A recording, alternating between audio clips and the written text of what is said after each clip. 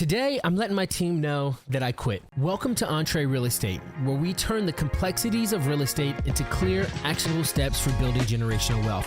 I've invested into different types of real estate all over the United States, and I run a thriving real estate fund. Join me as we document the entrepreneurial journey of scaling businesses and transforming the lives of tens of thousands of people around the world. Let's turn your real estate dreams into reality.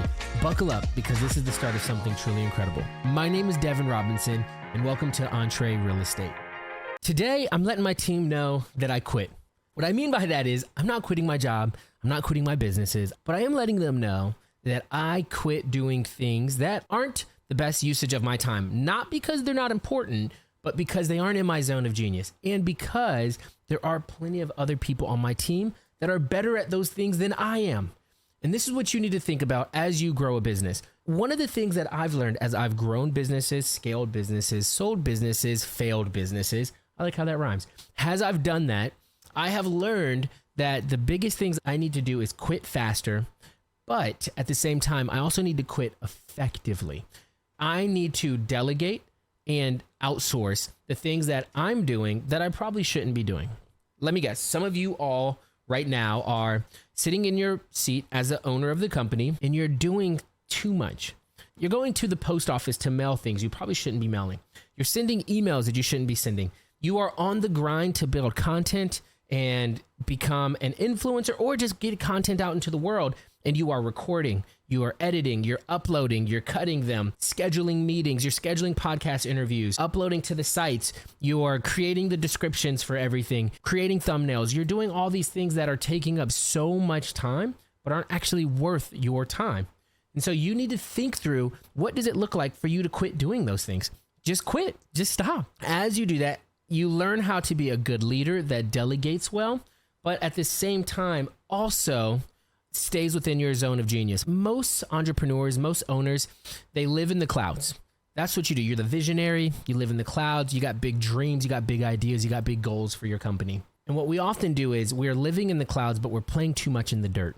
There's nothing wrong with playing in the dirt, but there's a lot of times where you should be handing those things off so you can be the most efficient and maximized version of yourself to your company. That's really what's going to grow your company and help you to be able to become that leader or that visionary that you want to be. So as we do that, we're going to talk about a couple of things. We're going to talk about understanding what your worth is. What is the internal rate of return on your time?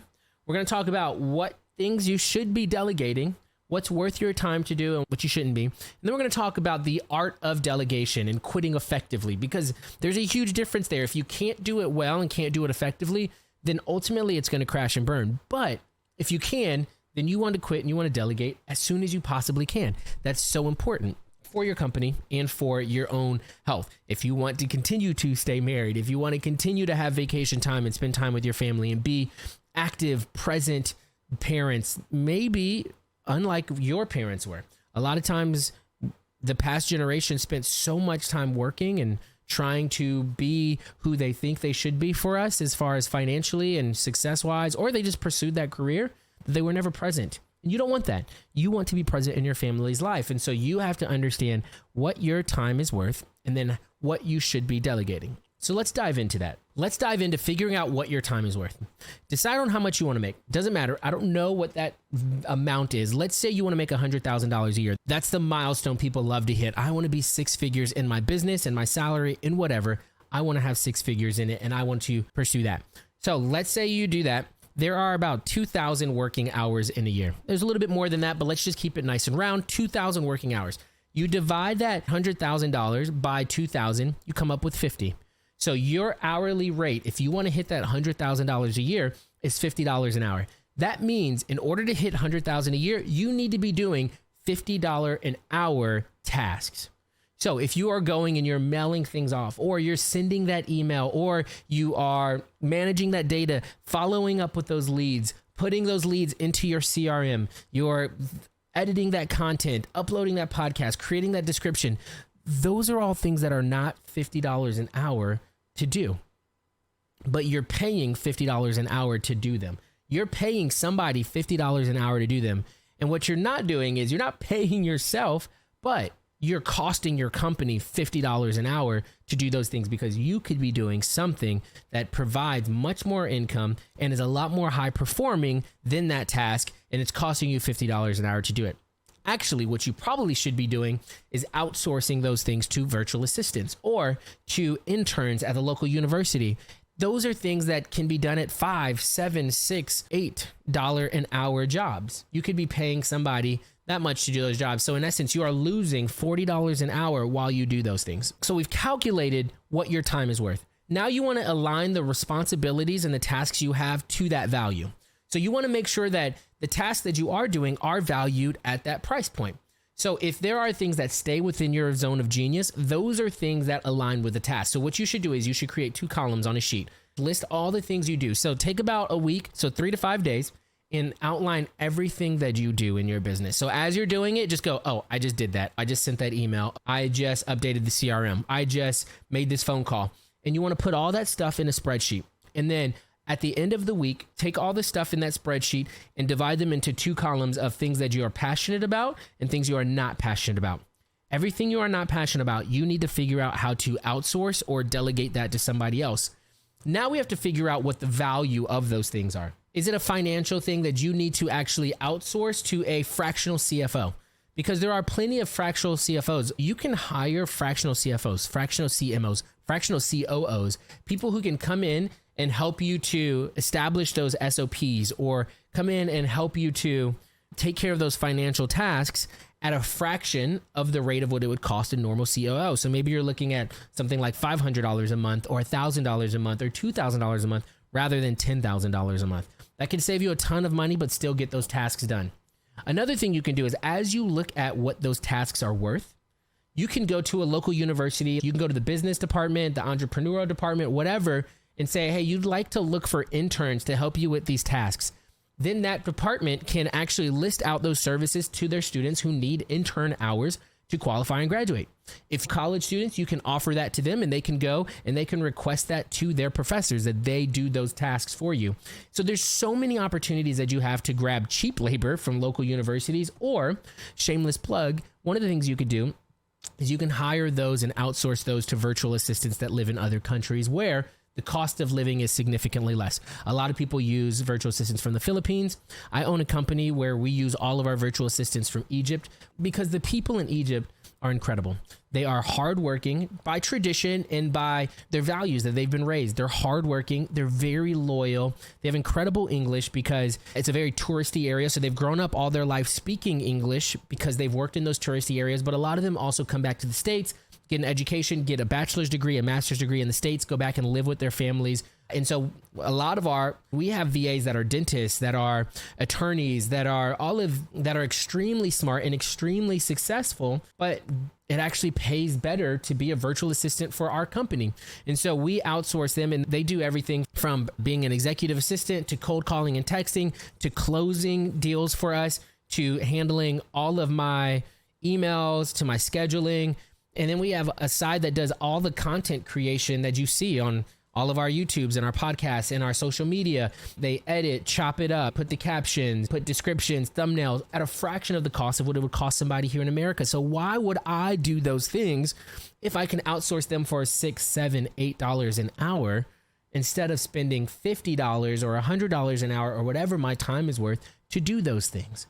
What that does is that frees me up to do higher level things that make my company way more money than what it's costing my company for me to do those things. Now, we've identified what our time is worth. We've identified the time and the responsibilities that we do that with. Now we have to outsource and delegate those things well so that we can quit. Because the biggest goal is when you become a leader, you start the company and you want to quit as fast as you can, but you also want to do it as effectively and efficiently as you can. You don't want to set up the next person for absolute failure. And I've done this before. And this is why the companies that I've had that have failed, because I exited too quickly and I didn't set the next person up well. So we actually have in our company process maps for just about everything we do. A process map is a broad overview of whatever that department or that task. So whether that's cold calling and texting, whether that is an email that you're sending, you want to have a process map, an overview of what it looks like from beginning to end. Somewhat vague, Doesn't have to be very detailed. And then what you do is you have SOPs, standard operating procedures, for each of the boxes along that process map. And this can be very easy to do. We just have literally, the box has a link. You click that link, it pulls up a Google Word doc that then in that doc outlines what the steps are.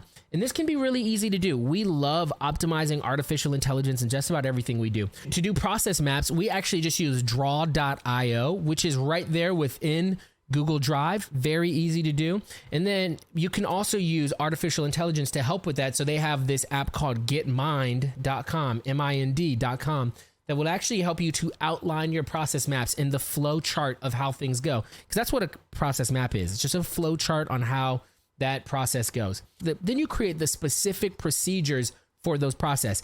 There's a really cool artificial intelligence app that I love using called Scribe How. Scribe How will actually record your screen and the process in which you do things, and then outlines step by step what you did. So if you clicked here, it says click here. If you did some sort of keystrokes and put in a new website, it's all in there. Very easy to export, very easy to have for your team to look at and to go through that process map. You can also use Loom to record your screen. So there's so many things, but I really do that Scribe How app. It's one of my favorites for creating those intricate processes, because then what you get to do is you get to hand that off to somebody. You do it with them a couple times, and then by the third or fourth time, they should never have to come to you again and ask those questions on how to do something, because if they need to, they can then just go right back to the SOP that you have.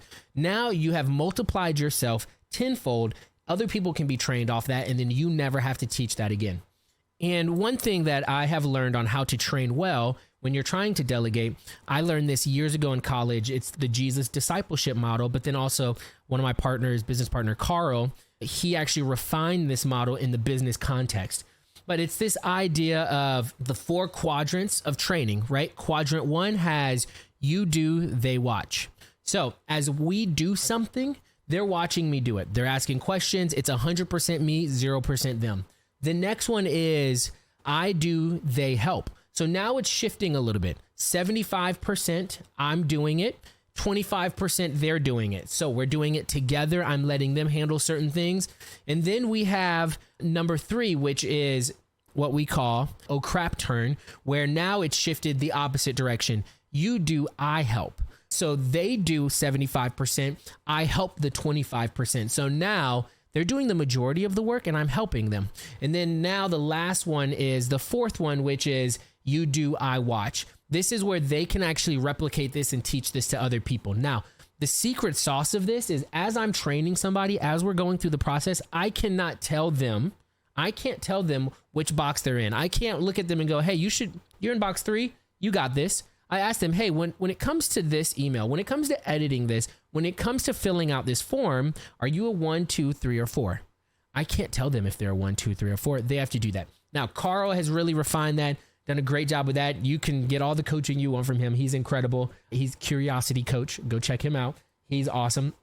But it's a really amazing way to be able to multiply what you're doing and to quit well. Because at the end of the day, if I really want to do the higher level things, live in the clouds, grow the company, I have to outsource, I have to delegate, I have to quit. So as you guys are thinking about that, as you're thinking about continuing to have a healthy marriage, a healthy family, a healthy work-life balance, have vacations, you have to quit. You have to take off some of the things on your plate that are sucking you dry, killing your business, and that are wearing you out. Because at the end of the day, you will most likely be the thing that gets in the way of the growth of your business, because you haven't delegated well, because you haven't gotten out of your own way to allow other people to operate in their zone of genius and to allow them to grow into who they are created to be.